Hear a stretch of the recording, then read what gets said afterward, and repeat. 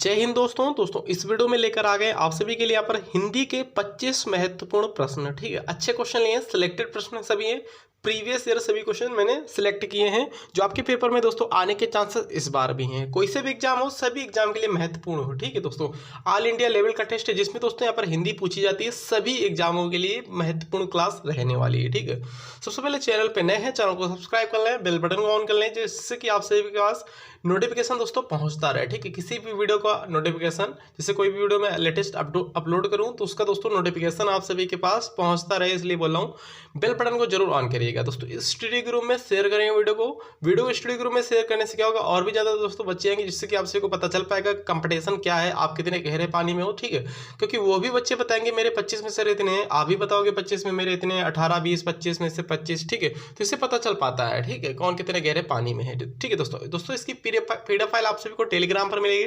Telegram channel का link इसी video के डिस्क्रिप्शन में दे रखा है, वहां से डाउनलोड कर मतलब कि जा सकते हो और पीडीएफ फाइल डाउनलोड कर सकते हो, या फिर आप सभी लोग दस्तक एकेडमी के नाम से मेरा एप्लीकेशन बना हुआ है प्ले स्टोर से, उसको डाउनलोड कर लीजिएगा, वहां से पीडीएफ फाइल आप सभी को मिल जाएगी। ठीक है, तो चलिए स्टार्ट करते हैं। पहला क्वेश्चन देखिए ध्यान से, पद्मावत किसकी रचना है दोस्तों? पद्मावत किसकी रचना है बताइएगा आप लोग, चार ऑप्शन ले लीजिएगा।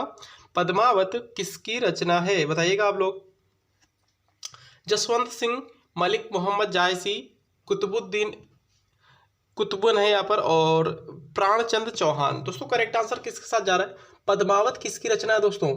मलिक मोहम्मद जायसी की है, याद रखिएगा। करेक्ट आंसर दोस्तों क्या है इसका? ऑप्शन नंबर दोस्तों इसका बी वाला सही जवाब हो जाएगा। ठीक है ना, पद्मावत किसकी रचना है? मलिक मोहम्मद जायसी की रचना है, याद रखेंगे। इंपॉर्टेंट क्वेश्चन आप सभी के पेपर के लिए चलिएगा। अगला क्वेश्चन देखिएगा क्या क्वेश्चन बनना है। देखिए दोस्तों सेकंड क्वेश्चन भी इंपॉर्टेंट है, अच्छा क्वेश्चन है। क्या क्वेश्चन पूछा जा रहा है आप सभी से? निर्गुण शब्द में कौन सी संधि है दोस्तों? पूछ लिया जाएगा आप सभी से, पेपर में इसी टाइप से पूछा जाएगा। निर्गुण शब्द में कौन सी संधि है? क्या क्लिक करोगे?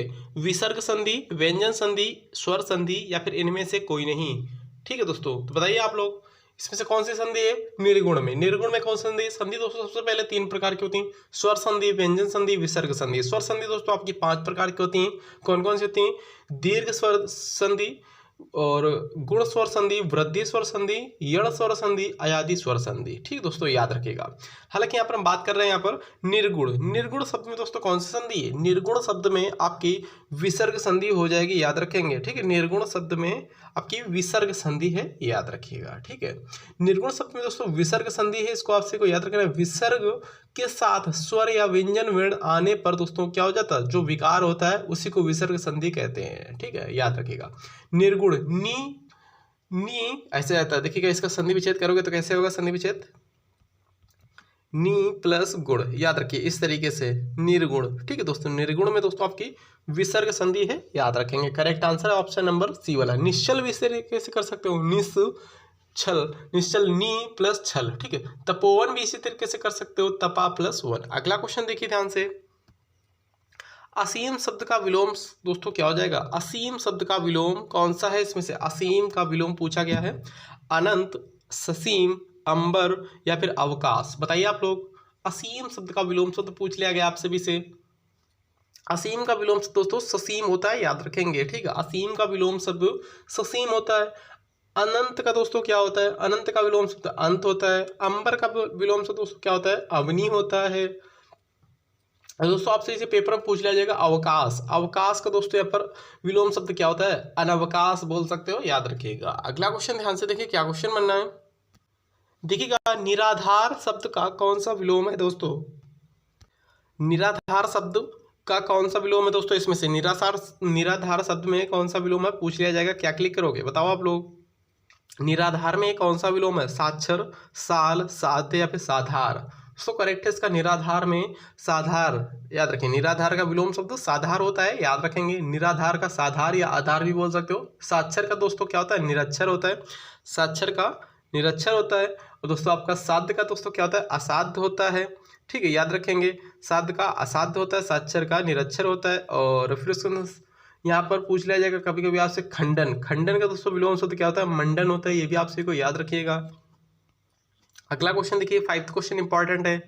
स्वागत शब्द में कौन सी संधि है दोस्तों? स्वागत शब्द में कौन सी संधि है बताइए आप लोग? स्वागत शब्द में कौन सी संधि दोस्तों? द्वंद्व, यण, दिगु, तत्पुरुष। दोस्तों यहाँ पर संधि की बात हो रही है तो दोस्तों ये जो है तत्पुरुष, ये तो समास होता है तो पहले से कट गया, ठीक है। द्वंद्व समास होता है पहले से कट गया, दिगु समास होता है पहले से कट गया। दोस्तों यहाँ पर कौन सी संधि? यण स्वर संधि है, याद रखिएगा, यण स्वर संधि है, यण स्वर संधि। ऑप्शन नंबर सी वाला करेक्ट है, याद रखेंगे, ठीक है ना। स्वागत, स्वागत में यण स्वर संधि है, या रा वा से पहले कोई भी व्यंजन आ जाए तो समझ लो वहां पर यण स्वर संधि होती है, याद रखिए। सु प्लस आगत, इसका संधि विच्छेद भी करेंगे तो सु प्लस आगत बनेगा। अगला क्वेश्चन देखिएगा, शेखर एक जीवनी किसका प्रथम उपन्यास माना जाता है? दोस्तों शेखर एक जीवनी किसका प्रथम उपन्यास माना जाता है? बताइए आप लोग, चार ऑप्शन पढ़ लीजिएगा। बाल गंगाधर तिलक, अज्ञेय, या फिर रामचंद्र शुक्ल, या फिर डॉक्टर शिव प्रसाद सिंह। बताइए आप लोग, शेखर एक जीवनी किसका प्रथम उपन्यास माना जाता है? करेक्ट आंसर है ऑप्शन नंबर बी वाला, अज्ञेय जी का, याद रखेंगे। करेक्ट आंसर है ऑप्शन नंबर बी वाला। इनका पूरा नाम दोस्तों क्या है? सच्चिदानंद हीरानंद वात्स्यायन अज्ञेय, ठीक है ना, याद रखिएगा। अगला क्वेश्चन देखा जाए इसमें क्या क्वेश्चन बनना है, इंपॉर्टेंट है, ये भी ध्यान से देखिएगा। देखिए इनमें से हिंदी की आदि जननी कौन सी है? दोस्तों हिंदी की आदि जननी इनमें से कौन सी है? बताइए आप लोग, चार ऑप्शन पढ़ लीजिएगा। सबसे पहले प्राकृत, संस्कृत, पाली, अपभ्रंश। बताइए आप लोग, हिंदी की आदि जननी कौन है इनमें से? करेक्ट आंसर है ऑप्शन नंबर बी वाला, ठीक है। जननी जब आ जाए दोस्तों तो अपभ्रंश क्लिक करेंगे, ठीक है। हिंदी की जननी डायरेक्ट पूछ ले तो अपभ्रंश क्लिक करेंगे, आदि जननी जब पूछ ले दोस्तों संस्कृत क्लिक करेंगे, ठीक है दोस्तों। यहाँ पर जो हिंदी है, हिंदी किस तरीके से इसका हिंदी का जन्म हुआ है दोस्तों? सबसे पहले क्या आता है? संस्कृत, पाली, प्राकृत, अपभ्रंश, अपहट, तब आती है आपकी हिंदी, ठीक है, याद रखिएगा। इंपॉर्टेंट है क्वेश्चन, याद रखिएगा। अगला क्वेश्चन देखा जाए अपने यहाँ पर क्या क्वेश्चन बनना है, इनमें से कौन सी भाषा द्रविड़ परिवार की भाषा है? दोस्तों इनमें से कौन सी भाषा द्रविड़ परिवार की भाषा है? बताइए आप लोग, उड़िया, बांग्ला, कन्नड़, असमिया। बताइए आप लोग, इंपॉर्टेंट क्वेश्चन आपके पेपर के लिए। इनमें से कौन सी भाषा द्रविड़ परिवार की भाषा है? दोस्तों करेक्ट है ऑप्शन नंबर डी वाला, ठीक है, कन्नड़। कन्नड़ भाषा दोस्तों आपकी द्रविड़ परिवार की भाषा है, याद रखेंगे। इंपॉर्टेंट है क्वेश्चन आप सभी के पेपर के लिए, ठीक है, चलेगा। अगला क्वेश्चन देखा जाए फिर यहाँ पर क्या क्वेश्चन बनना है,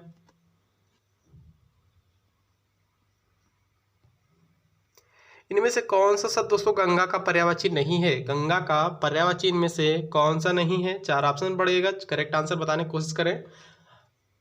अमर तरंगिनी, विष्णुपदी, त्रिपथंगा, पुष्पधन्वा। बताइए आप लोग, इसमें से कौन सी नहीं है गंगा का पर्यायवाची शब्द? पुष्पधन्वा, ये ऑप्शन नंबर डी वाला, यही नहीं है गंगा का पर्यायवाची शब्द। बाद बाकी सभी यहाँ पर विष्णुपदी भी है, त्रिपथंगा भी, अमर तरंगिनी भी है। करेक्ट आंसर दोस्तों ऑप्शन नंबर डी वाला है, याद रखेंगे। चलिए अगला क्वेश्चन देखा जाए क्या क्वेश्चन बनना है। 10th क्वेश्चन देखिएगा, जिसे जीता ना जा सके वाक्य के लिए एक शब्द कौन सा होगा? दोस्तों इसमें से जिसे जीता ना जा सके वाक्य के लिए, इसमें से दोस्तों वाक्यांश के लिए एक शब्द कौन सा होगा? अगेय, अनंत, अजय, या फिर अगाध। बताइए आप लोग, 10th क्वेश्चन बताइएगा आप लोग, जिसे जीता ना जा सके वाक्यांश के लिए एक शब्द क्या आ जाएगा? Correct answer option number C वाला है, ठीक है, अजय बोलते हैं, याद रखिएगा। क्या करेक्ट है? राइट आंसर है ऑप्शन नंबर दोस्तों सी वाला, अजय बोलते हैं जिसे जीता ना जा सके। ऑप्शन नंबर सी करेक्ट है, याद रखिएगा। दोस्तों जो बहुत गहरा उसको क्या बोलते हैं? अगाध बोलते हैं, अगाध, ठीक है, याद रखिएगा। जिसकी सीमा ना हो दोस्तों उसको क्या बोलते हैं? असीमित बोलते हैं, इसे भी आपसे भी याद रखिएगा, ठीक है दोस्तों। जिसकी सीमा ना हो उसको असीमित बोलते हैं, और किए जाने योग्य ना हो दोस्तों उसको क्या बोलते हैं? आकर्मण्ड, ठीक, आकर्मण्ड। तो और दोस्तों जो गाया जा सके उसको क्या बोलते हैं? अगेय बोलते हैं। जिसका अंत ना हो उसको दोस्तों अनंत बोलते हैं, ठीक है। जिसे जीता ना जा सके उसको दोस्तों क्या बोलते हैं? अजेय बोलते हैं, ठीक है। इंपॉर्टेंट पॉइंट है, याद रखिए आप लोग। अगला क्वेश्चन ध्यान से देखिएगा, इनमें से कौन सा शब्द शुद्ध है? वर्तनी वाला क्वेश्चन आपसे लोग बताइएगा। शुद्ध वर्तनी से क्वेश्चन आते हैं, बच्चों के गलत भी हो जाते हैं प्रश्न, ठीक है। घनिष्ठ दोस्तों किस तरीके से लिखा जाएगा? घनिष्ठ आप लोग बताइएगा, घनिष्ठ की शुद्ध वर्तनी कौन सी होती है? ये लिखा घनिष्ठ, गलत हो गया। ये भी घनिष्ठ लिखा, गलत है। घनिष्ठ लिखा, घनिष्ठ क्या होता है? घनिष्ठ होता है कि ठ होता है, बताइए आप लोग। करेक्ट आंसर दोस्तों ऑप्शन नंबर डी वाला है, याद रखेंगे। ठीक, घनिष्ठ होता है, ऑप्शन नंबर डी करेक्ट है 11th का, याद रखेंगे। नेक्स्ट क्वेश्चन देखा जाए, क्या क्वेश्चन बनना है, इंपॉर्टेंट है भी क्वेश्चन। अक्ल का दुश्मन होना मुहावरे का अर्थ है दोस्तों। अक्ल का दुश्मन होना मुहावरे का सही अर्थ क्या हो जाएगा इसमें से? महापंडित, शत्रु, मित्र या फिर महामूर्ख, बताइए आप लोग। करेक्ट आंसर इसका क्या हो जाएगा? अक्ल का दुश्मन होना मुहावरे का सही अर्थ होता है ऑप्शन नंबर डी वाला, महामूर्ख, याद रखेंगे। करेक्ट आंसर है ऑप्शन नंबर डी वाला, अक्ल का दुश्मन मतलब महामूर्ख। आंख का तारा मतलब कि बहुत प्रिय होता है, ठीक, आंख का तारा होना मतलब कि बहुत प्रिय। दिन गंवाना मतलब क्या? समय नष्ट करना होता है। तिनके का सहारा मतलब कि थोड़ी सी मदद होता है इसका मतलब, ठीक है। दिल बाग बाग होना मतलब अत्यधिक हर्ष होना, यानी अत्यधिक खुश होना, याद रखेंगे। इंपॉर्टेंट पॉइंट आप सभी को बता रहे हैं। अगला क्वेश्चन देखिए ध्यान से। कौन सा वर्ण उच्चारण की दृष्टि से दंत नहीं है? सबसे पहले जान लीजिएगा दंत कौन से वर्ग में आता है दोस्तों। कंठ, तालव्य, मूर्धन्य, दंत, ओष्ठ, ठीक है दोस्तों। क, च, ट, तप, ठीक है। हर वर्ग में 5-5 व्यंजन होते हैं, कुल 25 व्यंजन होते हैं, ठीक है। तो इसमें से पूछा गया दंत में का कंठ, तालव्य, मूर्धन्य, दंत, ओष्ठ। दंत में कौन आता है? जब दोस्तों जीभ जो है दांत से टकराती है। कौन सा वर्ग दोस्तों? दोस्तों आप आ जाएगा ता वर्ग। ता बोलो, ता, था, दा, धा, ना। देखो हर बार जीभ से टकरा रही, मतलब कि जीभ जो हर बार दांत से टकरा रही, ता, तो ये तो दंत है। था तो है नहीं। दा, ये भी है। ता, था, दा, धा, ना, ये भी है। ना, ये भी है। टा नहीं है। टा वर्ग दोस्तों कौन सा होता है? टा वर्ग बताओ आप लोग कौन सा आता है? कंठ, तालव्य, मूर्धन्य, दंत, ओष्ठ, ठीक है। टा, कंठ, ट, कंठ, तालव्य, मूर्धन्य। टा दोस्तों वर्ग जो होता है मूर्धन्य होता है, याद रखेंगे। ये वाला सी वाला इसमें से दंत नहीं है, याद रखिएगा। अगला क्वेश्चन देखिएगा, क्या क्वेश्चन बनना है। 14 क्वेश्चन देखिए। टा वर्ग किस प्रकार का व्यंजन है दोस्तों? आगे अभी मैंने बताया वही आ चुका है, ठीक है। टा वर्ग किस प्रकार का व्यंजन है दोस्तों? टा वर्ग में टा जैसे कि टा, ठा, डा, ढा, ड़ा, ठीक दोस्तों।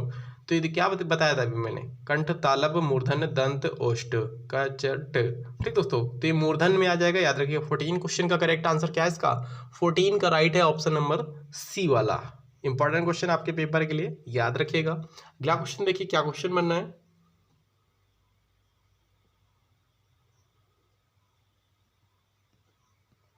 फिफ्टीन क्वेश्चन देखिए।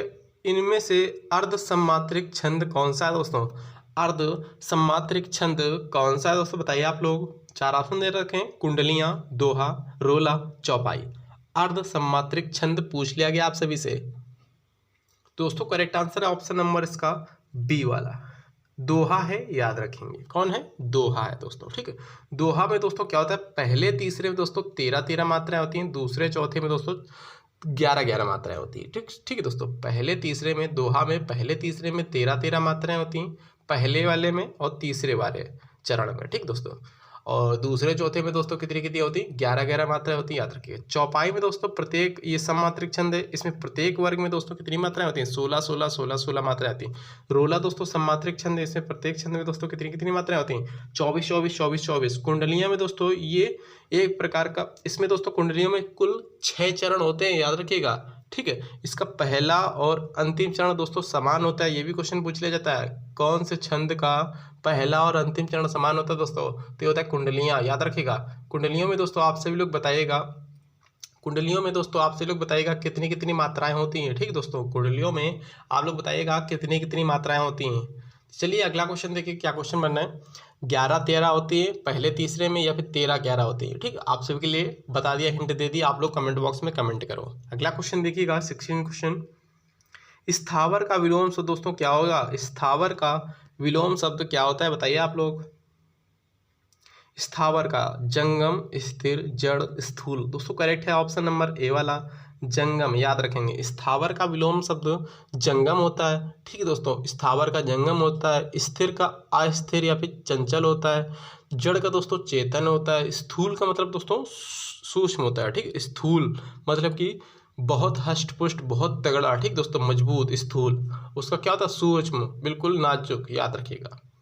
अगला क्वेश्चन देखिएगा, 17 क्वेश्चन, पक्षी का पर्यायवाची शब्द दोस्तों कौन सा है इसमें से?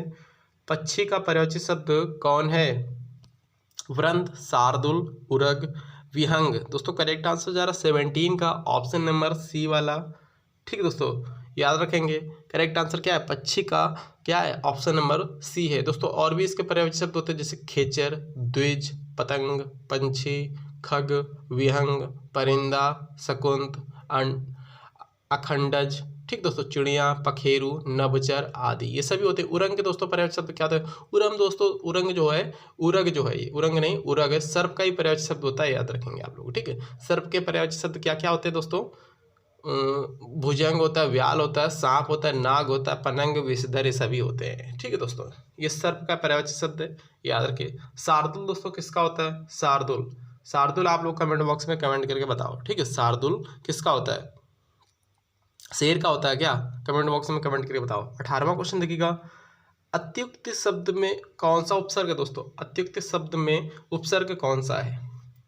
अधि, उत, दुर, अति। बताइए आप लोग। 18 क्वेश्चन बताइए, इंपॉर्टेंट है, अच्छा क्वेश्चन लिया है मैंने, सिलेक्टेड क्वेश्चन है, ऐसे प्रश्न भी पूछे जाएंगे, उपसर्ग प्रत्यय से भी प्रश्न आपसे के पेपर में बनने वाले हैं। करेक्ट आंसर है ऑप्शन नंबर डी वाला, अति उपसर्ग है इसमें, याद रखिएगा। ठीक है दोस्तों, अत्युक्त में अति उपसर्ग आता है। ठीक है, जैसे कि और भी देख लीजिएगा, और भी वर्ड होते हैं जैसे कि अतिशय, अतिरिक्त, अतिरेय, ये सभी दोस्तों अति उपसर्ग है इसमें, याद रखिएगा। अगला क्वेश्चन देखिएगा, 19 क्वेश्चन ध्यान से देखिए, प्रत्येक रस में संचरण करने वाले भाव को क्या कहते हैं? प्रत्येक रस में संचरण करने वाले भाव को क्या कहते हैं? बताइए आप लोग। उद्दीपन, संचारी भाव, अनुभाव, स्थायी भाव। बताइए आप लोग। 19 क्वेश्चन का करेक्ट आंसर क्या है इसका? ऑप्शन नंबर बी वाला करेक्ट है, संचारी भाव। दोस्तों संचारी भावों की संख्या कितनी होती है? 33 होती है, याद रखिएगा, डायरेक्टली पेपर में पूछ लिया जाता है। संचारी भावों की संख्या कितनी होती है? 33 होती है। ठीक है, भरत मुनि के अनुसार है ये। ठीक, भरत मुनि के अनुसार स्थायी मतलब कि संचारी भावों की संख्या 33 होती है, इंपॉर्टेंट है, याद रखिए। भरत मुनि के अनुसार दोस्तों रसों की संख्या कितनी होती है? 8 रस होते हैं। ठीक है, भरत मुनि के अनुसार रसों की संख्या 8 होती है दोस्तों, याद रखिएगा। 9वां रस दोस्तों कौन सा है? 9वां रस दोस्तों आप सबको शांत रस है। ठीक है, 10वां रस दोस्तों कौन सा है? 10वां रस बताइए आप लोग। और 11वां रस बताइएगा। टोटल 11 रस होते हैं, याद रखिएगा। चलिए, भरत मुनि के अनुसार खाली 8 है। ठीक है, और 11वां रस दोस्तों वात्सल्य रस होता है, ये आपसे लोग याद रखिएगा। और 10वां रस आपसे लोगों को बेहतर बताना है। ठीक है, 10वां रस आप सभी को ही बताना है। 8वां मैंने मतलब कि मैंने 9वां बता दिया शांत, 11वां बता दिया मैंने वात्सल्य, 10वां आप सभी को बताना है। चलिए, कुछ आप लोग भी हेल्प करा करो। ठीक है, बताया करो, पता तो चले आप लोगों को कुछ है कि नहीं। गिरधर में कौन सा समास है दोस्तों? गिरधर में कौन सा समास प्रयुक्त है? बताइए आप लोग। कर्मधार है, अव्यय भाव, बहुब्रीहि, तत्पुरुष। गिरधर में कौन सा समास है? बहुब्रीहि समास है, याद रखिए। जहां पर भगवान के नाम आ जाए वहां पर बहुब्रीहि समास होता है, याद रखिएगा। ठीक है दोस्तों, गिरिधर में बहुब्रीहि समास है। गिरधर मतलब कि श्री कृष्ण, याद रखिएगा। गिरधर का मतलब श्री कृष्ण, भगवान श्री कृष्ण की बात हो रही है। अगला क्वेश्चन देखिएगा,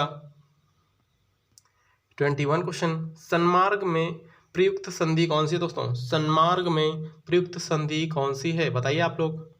21 क्वेश्चन, करेक्ट आंसर है ऑप्शन नंबर बी वाला, व्यंजन संधि है, याद रखिएगा।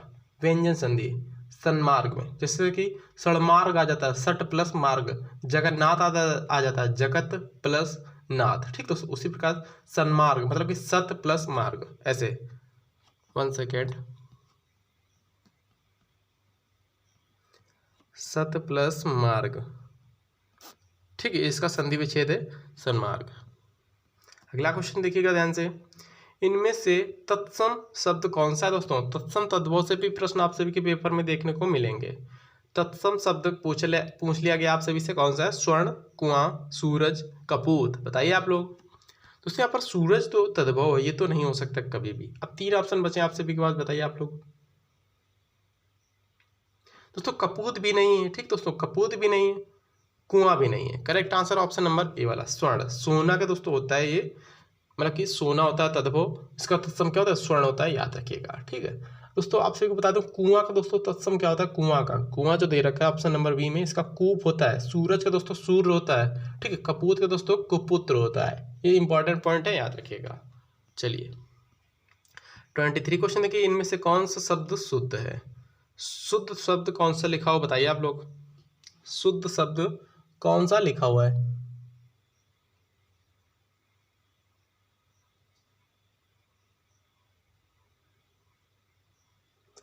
तो दोस्तों उज्ज्वल आप सभी लोगों को देख लिया होगा। उज्ज्वल किस तरीके से लिखा जाता है? उज्ज्वल ऐसे लिखा जाता है, डबल ला बनी होती है इसमें, सिंगल ला गलत हो गया ये। यानी दोस्तों इस तरीके से नहीं लिखा जाता है, यानी दोस्तों इस तरीके से लिखा जाता है, ये भी आप सभी का गलत हो गया है, ठीक है। द्वंद्व दोस्तों किस तरीके से लिखा जाता है? द्वंद्व, द्वंद्व किस तरीके से लिखा जाता है?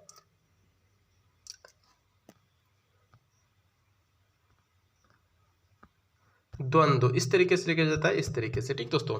यानी यहाँ पर ये वाला सही लिखा है। ऑप्शन नंबर दोस्तों इसका शुद्ध वर्तनी ए वाला ही सही है, याद रखेंगे।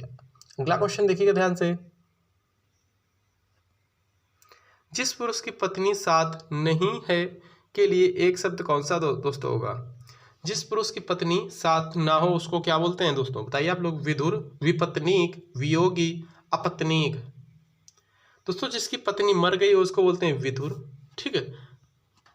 जिसका पति मर गया हो उसकी, मतलब कि जिसका पति मर गया हो उस औरत को क्या बोलेंगे? विधवा बोलेंगे। जिसकी पत्नी मर गई हो, मतलब कि जिसकी पत्नी मर गई हो, पति जिंदा हो, उसको बोलते हैं विदुर, ठीक है दोस्तों, याद रखिएगा। वियोगी, संयोगी ये नहीं हो सकता है। Correct answer option number B वाला, विपत्नीक, याद रखिएगा। ऑप्शन नंबर बी करेक्ट है। जिस पुरुष की पत्नी साथ नहीं हो उसको बोलते हैं विपत्नीक। आज का लास्ट क्वेश्चन देखिएगा, बताइएगा कितने क्वेश्चन आप लोगों ने सही किए। पलंग शब्द का तत्सम कौन सा होगा दोस्तों? पलंग शब्द का तत्सम रूप बताना है आप सभी को। पलंग,